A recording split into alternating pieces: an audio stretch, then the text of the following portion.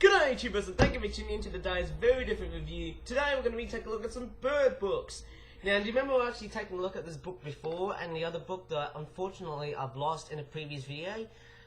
It was actually quite a stunning video to talk about at my previous residence before I got moved in because of my PTSD trauma type era. But let's not talk about that, okay? So I got moved to Bartley Green in Quinton, and now I got moved here, which is of course Persia Road, or in this case Surrey Oak. Not just Surrey Oak, but also like Kingsheath, Moseley, Sturgeon and Kings Norton and whatnot. I actually prefer that area more so that was a double up thumbs up. What should I look at today though? It's this book here. It's called The Ladybird Book of British Birds by Robert Dougall, and on the front cover is a blue tit basically having a bit of a stakeout and a bit of a lookout to see what's outside. And on the back, there's of course, strangely enough, there's no blurb on the back, but just a picture of an old man. Is that meant to be Robert Dougall? Is it meant to be this man here? You know, going by the text. Robert Dougall? Or Robert Dougall? How do you pronounce his name though? Robert Dougall? Robert Dougall? I don't know how you pronounce his name though. I'm not really a great expert. And on the side here is a ladybird here, because it's basically a ladybird book. And I actually got this from like a farm country park. At the same place where I moved in. I think it was Bartley Green / you know, Quinton in general though. So I've got like a nasty, you know, cold. I've got like a very nasty cold though. I just hope it's not that COVID-esque. I just hope it's not COVID. And on the front part of it is we've got like a picture of gannets. A huge colony of gannets. Very retro-ish when you see that. It looks like it's been out in the sun, probably. It's got a bit faded a bit, well, not really of course. But let's take a look at this very impressive, this used to be part of a public library book selection in, what was it? Oh, I forgot the name. Is it The Black Country? Dudley of course, and Hales Owen. Interesting, isn't it? And there's some weird card, I've got no idea what that card is meant to be though. It's quite a very old card. JP 150 15038, I think that's what it says. Yep, it's kind of weird. Or JS 15038. It's kind of a very strange, mysterious book. But hey, maybe I could just try and read on that blurb here. It's pretty unusual to have birds like that, hey? Bird books like that, hey? So I just misinterpret items these days. Okay, let's read on the blurb by the top corner here, the top left corner. It says, over 200 species of birds are included in this book with clear, simple descriptions of their size and shape, recognition features, and food and habitat. The colour photographs have been selected from the work of a number of leading bird photographers so that every bird from the tiny wren to the majestic golden eagle can be recognised and identified. Introductory pages spotlight particular recognition features such as beaks, feet and flight patterns. For the first time in a ladybird publication, a comprehensive coverage of the bird life of the British Isles is available within the covers of one book. So I've got pretty bad, you know, blabbering skills, but hey. Sorry, let me just go and get like a bottle of water though. A nice new bottle of spring water though, so that I can clear my throat if I'm in serious sickness. I mean, why does that have to happen every time I make videos in the morning on YouTube? It's kind of stupid. Anyways, without getting too cranky, I'm just gonna go ahead and just splash on my freaking Sega Mega Drive t-shirt. Actually, it wasn't the real one. Okay. So, there's some strange looking barcode here, hey? And what's even more coincidental is that this book is printed in England, and guess what? Look how much it's costing us. £3.95. That's an amazing retail price of how much this book would have been sold at the real market. And what's even quite coincidental is I can see a mark of £1.50. Is that like £1.50? I really don't know. It's kind of a very strange looking book. Anyways, I'll just flick through the pages of what you can see in this book. There's a picture of a little owl just staring into your stalls. You know, sorry, I'm just... Why do I have dyslexia? Okay, this little owl is about to stare into your deep, deep souls. Not stalls, as I'm just kind of contemplating words here. And there's a very impressive logo of the British birds symbol in Times New Roman. I hope it's Times New Roman, that's sort of logo. That sort of font. design here as well. And right over here is another important feature to read. Robert Dougall's great interest in wild birds developed late in life. Throughout much of his life as a broadcaster and writer, he is concerned with putting over information in a clear and interesting way. Sorry, I didn't have that much time to read though, hey? This combination of enthusiasm for a subject with professional skills in communication makes him an outstanding choice as an author of Ladybird's books of British birds. The book also benefits considerably from Ladybird's long experience of producing books for younger readers and beginners, and the result is a compact and well-presented but comprehensive work of reference which will stimulate as well as inform. In addition to a description of each species, it is fully illustrated and includes summaries of special topics such as flight, migration, evolution and adaptation. Britain can justify to be proud of the leadership as it displays in the field of wildlife conservation and education, and considerable credit for this must go to the many excellent books produced in this country. This Ladybird book will undoubtedly constitute another valuable addition to existing works and will find a place in homes, schools and libraries. Well, that's very good and very explanatory advice. It's so nice that this book here, it's actually quite a very immaculate book, although this book here, whenever you think about it, the cover itself, yeah, it's been muffled up though in protective, protective casing, of course, as always. It's been the hallmark of various books in a sense. It's interesting. I wonder how old this book is. I can't find a year date because, it almost looks like something from like the 80s, the 70s, or the 90s. Now, I think this book here, there's a nice picture of a kingfisher. It looks quite nice. It also talks about the history of what birds are like, and there's a picture of an avocet, Archaeopteryx, the dinosaur, bird-looking thing. And we've also got different habitats as well in this book here as well. There's nice bits of information here. It's a very nice interpretation of what you can read here as well too. I'm not going to read about it because it's going to be quite time-consuming. And it also talks about even more information about sorry about that, hey? Talks about birds themselves and also different adaptational purposes and different behaviours, different characteristics, different designs and stuff. It's interesting, That's actually very nice, and it's quite impressive. And you see that? I know, it's a very nice looking feature to have a whole bunch of information. It's very impressive advice. It talks about specific birds like the song thrush, the hawfinch and the kestrel. There you go, I can really name all different types of birds. And on this page here is literally all about migration. And here is a map of the UK and also the rest of Europe, and also bits of North America as well, and also parts of the Middle East, Africa and Western Asia. And you can see that, we've got a lot of, and even Scandinavia and the Arctic as well though too. So we're getting, the UK is a massive chunk. So yeah, and also these arrows, if I zoom out, look at how very intricately designed the map is. And what's even more interesting is that the arrow colours actually indicate of what bird species you're referring to, going by the colours and the numbers and also the specimen names. Like, of course, yes, if you're going to be talking about the kittiwake, then you have to talk about something which is green. But if you want to talk about the, how do you say it, the swallow, then you have to talk about the pink arrow. That's actually very impressive. And then number 9 is the house martin. There's so many different birds here that you can pretty much name upon. It's amazing, isn't it? And what's a bit weird is I can see the name swan goose duck. That's not a real species. It's actually found in East Asia, I think. And there's a nice picture of an Arctic tern. How cool is that, hey? A champion long distance flyer. And yeah, that's amazing for a small bird.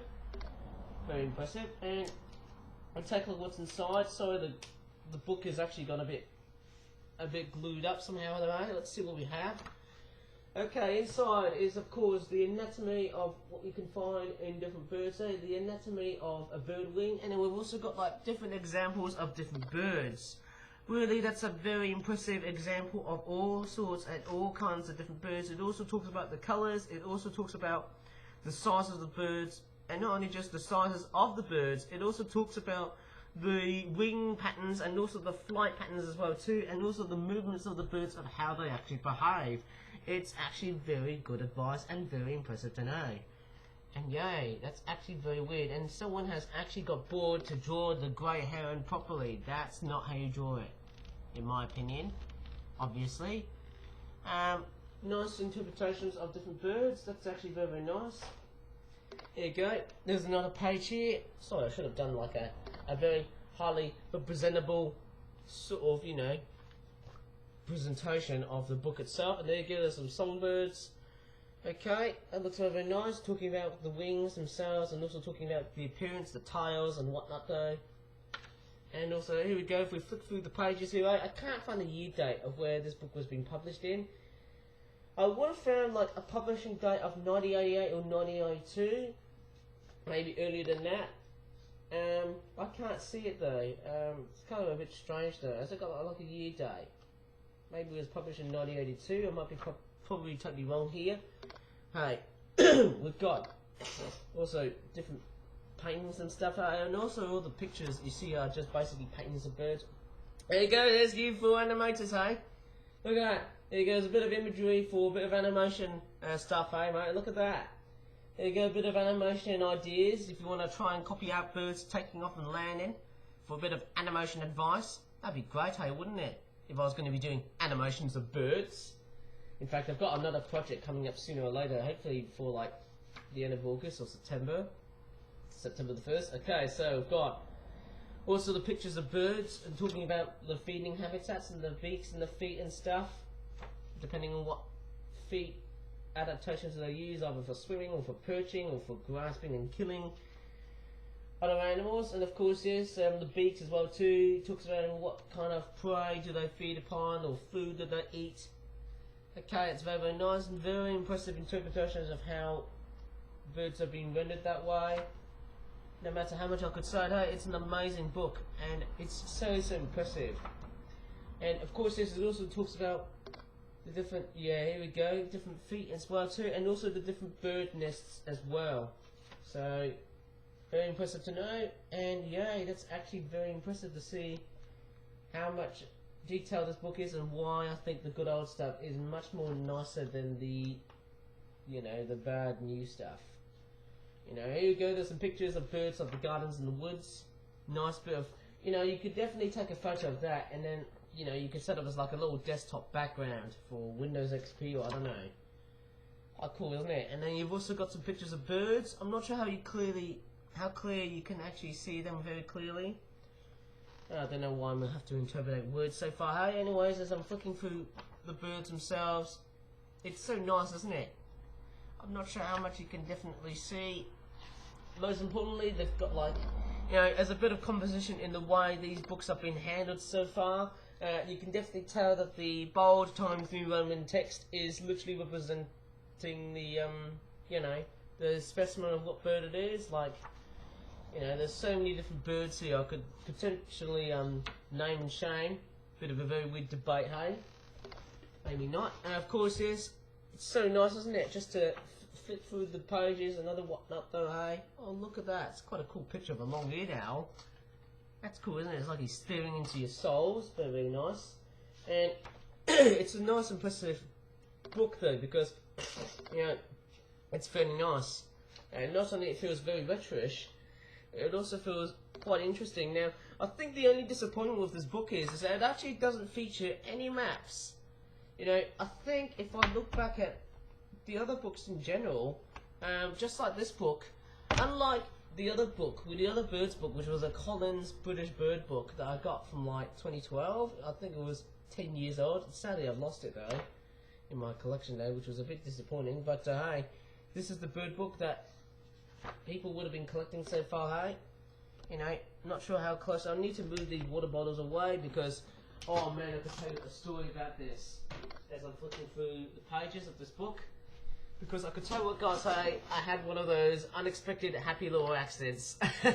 You know, just as I was coming back from Highbury Park after spotting some ducks outside at the lake and stuff, which is my present, you know, local park as I'm now just moved in. I tell you what, guys, my computer keyboard just got spilt. It just got completely filled. It just got completely inundated with lots and lots of water. In fact, I kind of feel pretty guilty for actually being very reprehensibly irresponsible for the purpose of actually, you know, getting like a new keyboard. That was very stupid of me. We've got some engine sounds because, you know, people are going to work and stuff. And here's a nice picture of a heathland. It's so nice. It's actually quite impressive. Now, these books would have been photographed during like the 80s and the 90s, possibly the 70s. I might be totally wrong here, eh? Mind you, these photographs make you feel very retro-ish and very sentimental, don't they? That's very impressive, isn't it? You know, that's the sort of kind of, you know, impressive thing in life about how these books are being produced in a way. You know, it's so nice, isn't it? It also goes to show how wildlife is being, you know, and birds in general though, has been, you know, widely representable as a bit of a commodity, isn't it? It's so nice, isn't it? And yeah, I'm just so glad I can flick through all the pages of different bird books. You know, of all the different bird photos, you can definitely see on which bird species is which. And it's so nice. It's actually quite impressive, isn't it? And oh yeah, did I just miss something? I'll tell you what, so impressive. You know, the rarest bird. Oh yes, there's a picture here for you, guys. It's this bird here, though. I can tell you what guys say. This white-throat here, these two, and also I think, you know, this one here and also that one there are the ones I've seen so far this year. And also, guess what I've seen so far?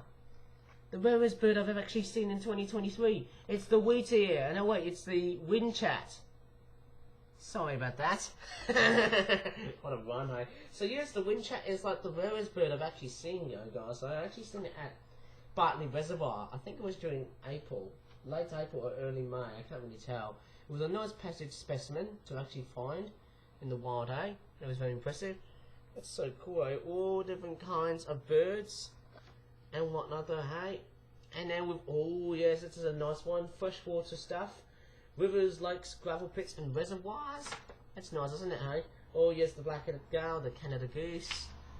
So many different rare species of birds and common ones, of course. There's the coot, the cormorant. Looks like it's nesting inland somehow, hey? There's a couple of bird species which I don't think they've made it. What's interesting about this book is that when we get into freshwater, oh, I love the gadwalls and the goose sanders and also the golden eye. That's a very impressive looking bird. But the other rare species of bird I've also seen is the green sandpiper. I might show you what it is because it's one of the rarest. I don't think I've ever seen the kingfisher. I'd love to see that. The little grebe, yes. Mandarin ducks and mallards, yes. Mute swans, moorhens, pochers, definitely. I don't think I've ever seen ospreys. Yeah, there's a whole bunch of different birds. Oh yes, the reed bunting. I've actually seen the reed bunting this year. I went to Samuel Valley Park and also at Bartley Reservoir, and guess what? I've seen reed buntings twice or thrice. How impressive is that, hey? Cool, hey? And yeah, we've got sedge warbler, shoveler, all different kinds of birds, tufted ducks. This is amazing. Oh, sorry, I should have said hooper swan, because it was quite a majestic bird to see. And then we've also got our next subject here of forests, mountains, and moors. Now, it's kind of interesting. A forest is a much more denser woodland type area. Woodland is basically a small forest, isn't it? And then we've also, oh wow, there's a buzzard here. That's nice. Oh yes, we've got like a goshawk. That's a very impressive bird, but I don't think I've seen it. But oh yes, the green shank. A very impressive looking bird. I've seen it at Ellswood Lakes last year in August. I think that was very impressive, hey? Mate, I mean, how many birds would I be able to spot, hey? Oh my goodness. The word kite, a very impressive looking bird of prey, hey? Okay, what else do I remember look at though, hey? Of course, this is actually quite a very impressive book. Somehow, this is nice, fairly nice somehow. Oh yes, the estuaries and marshes. Love that scenery, hey? It looks very impressive to look at, hey? It's like a giant river bank, isn't it, hey? Right next to the coast. Oh yes, that sounds nice. We've got barnacle geese, one of my favourites. Should do like a top 10 birds video in the UK. I'd love to see it, hey? This is amazing. Common gull, yes, I've seen them. Grey-lag geese. That's so nice. And there it is, the green sandpiper. Probably one of the first of the rarest bird species I found at Bartley Reservoir. Hooray! And then yes, we've got there's so many different birds here that most of them I would have never thought of seeing them because I'm pretty naffed at being quite a good bird watcher. It is the ruff, a very impressive looking bird species in general. Oh yes, the redshank as well too. Oh my goodness, the teal, very impressive looking duck. That's very, very nice. And then you've also got the water rail. The water rail, the one that squeals like a pig, doesn't it? And of course there's a spoonbill and a white-fronted goose. I don't think I've ever seen those. They're actually very impressive. And then last but not least is the coasts and cliffs page. This is a very impressive looking scenery. Are these kittiwakes and the herringbells just flying over a giant, cliff top sort of outcrop? And then you've got like a sea stack. This is a very phenomenal bit of scenery, hey? Crikeys. Oh wow. There's actually quite a lot of birds, of course, is in this page here, apart from the fact that, there's something missing here. There's no little egret or great white egret. There's actually two birds here that didn't make it though into this country until like 1996. I think that's when the little egret started to breed first. And then the great white egret, it was at first a winter visitor. I think it came out during like the millennium type decades and stuff, the 2000s of course. And then it was first proven to breed in the UK in 2012. So that was very impressive to actually know. What else do we have? Let's go back to the coastal and cliff type thing. The page, of course. What else do we have? We've got, we've got like a common tern and some eider ducks. They're very impressive. Oh, look at those impressive looking gannets. How could you never go wrong with that gannet? And there's a fulmar. Oh my crikey, mate. Oh my goodness. That's pretty impressive. Oh yes, the fulmar, a very impressive albatross-like bird. It's a very gull-like albatross type thing. And guess what? The youngsters can pretty much spew out a very evil, smelly looking oil fluid. That's nasty, isn't it, hey? That's pretty cool, hey? And then we've also got this giant great blackback gull. I think I've seen them before, though. Maybe I have, maybe I haven't, though, before. At Wallasey, which is like a sort of, or even Hoylake, which is like a little coastal town complexion in Merseyside, not far away from Liverpool. We've got a herring gull, very obnoxious fellas, hey? But they're very impressive. What else do we have? Lesser blackbacks and the kittiwakes. You can't go wrong with the lesser blackback gulls, even though they're pests, and the kittiwakes. And look at those knots. Look how many of these knots are assembling together in a massive flock. That's amazing. And there's a big close-up picture of a knot on the snow. And then you've also got a kittiwake pair. That's crazy, isn't it? Seeing that, of course. Okay, we've got the oyster catcher. I would love to see the little tern. I was hoping to go to like Prestatyn and Wales just to chase them after them. But sadly, that my dreams are foiled. But nevertheless, I've seen the common tern and the whiskered tern. There's a peregrine falcon. I've seen one murdering a pigeon, of course, as sad as it sounds. There's a raven. Oh my crikeys, mate. I mean, where do you start and stop whenever you talk about birds and stuff? Oh my crikeys. This is amazing. I would love to see a rock pipit in the future, maybe one day. And sandwich terns, they're very impressive. But I just feel like maybe I should stick to like inland birds from now on until I feel like I've got the time to be free again. So anyways, that's probably about it in this amazing bird book. And here is the index of all the different letters that refer to different birds. And that's it though. That looks impressive, hey? And of course that looks very nice. We've also got some very impressive art carving stuff at the very last part of the book as well too. And it's interesting, this book is also kind of pretty much alongside with the RSPB sort of book though, Royal Society for the Protection of Birds. Oh wow, there's a bit of history here, hey? A very impressive bit of history to be advised with. Okay, that's very impressive. It also has a bit of, there's a bit of artwork inside on this book here, eh? I might take a look at it, hey? Without even wrenching the book as well too. It's been taped overall, and there's a very impressive reading about Robert Dougal. Robert Dougal is known to millions as the person that for many years headed the news reading team on BBC television. It's perhaps not so well known that even since the early 1950s he has been an ardent bird watcher. His membership of the RSPB, or the Royal Society for the Protection of Birds, goes back for over 20 years, and his work and interest in bird conservation was recognised in 1970 when the RSPB elected him as president, an office he held until 1975. In 1979, he was appointed on honorary vice president for life. Robert Dougall's enthusiasm and passion for birds and his eagerness to pass on his knowledge to children across in this book with the warmth that made him such a popular personality on television. Well, that's quite a very impressive book. And interestingly enough, there's actually some artwork on the inside of this book. Very impressively enough, that's strange. And there's a very weird bit of font that looks like the Sega logo. That's very impressive, or the Sega logo. And is it being typed? It actually is. Suppose so. Yeah, I suppose. I mean, you know, it really has been typed. Kind of weird. It's got like a picture of a bird, which unfortunately I can't remove. But nevertheless, so it is quite a very impressive book. I can't really remember the year date of this book. Maybe I should type in, you know, this keyboard's a little bit stiff.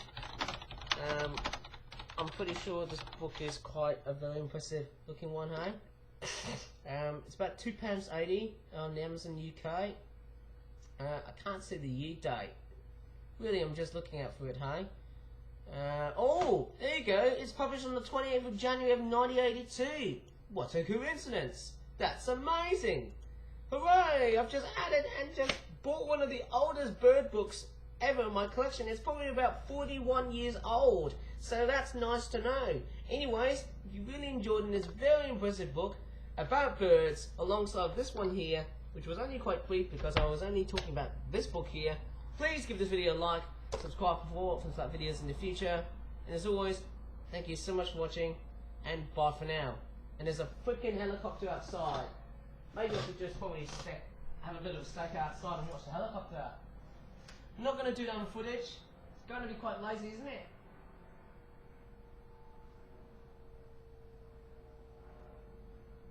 Yeah, I think the chopper is now pretty much cleared away. I think that's it. Bye.